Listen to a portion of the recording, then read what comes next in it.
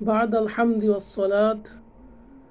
পঞ্চমতম হওয়া যাবে না, পঞ্চমতম হলেই ধ্বংস।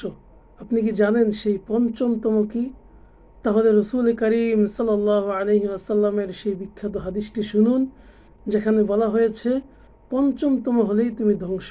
সেই হাদিসটি মুআজামুল আওসাত কিতাবের 5171 নম্বর হাদিস। আন আবি বকর রাদিয়াল্লাহু তাআলা আনহু আন আবিহি قال سمعت رسول الله صلى الله عليه وسلم يقول اغض عالما أو متعلما أو مستمعا أو محبا ولا تكن الخامسة فتهلك।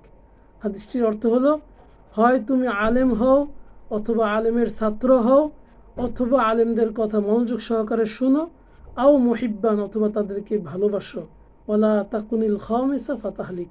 এই চারের বাহিরে অর্থাৎ পঞ্চমতম হলে তুমি ধ্বংস হয়ে যাবে।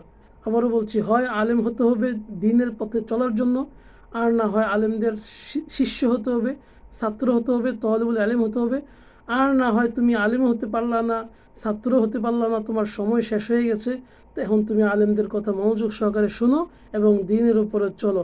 তুমি এটাও পারো না, তাহলে অন্তত আলেমদেরকে ভালোবাসো, তাহলেই তুমি দ্বীনের পথে চলা তোমার জন্য সহজ হবে। এর বাইরে যদি তুমি যাও তাহলে তুমি দ্বীনের পথে চলতে পারবে না, অতএব তুমি ধ্বংস হয়ে যাবে। আল্লাহ তাআলা আমাদেরকে পূর্ণাঙ্গ দ্বীনের উপর চলার তৌফিক দান করুক এবং এই পঞ্চমের যে কোনো একটা, বিশেষ করে সর্বোচ্চ পর্যায়ে থাকার তৌফিক দান করুক। আমিন।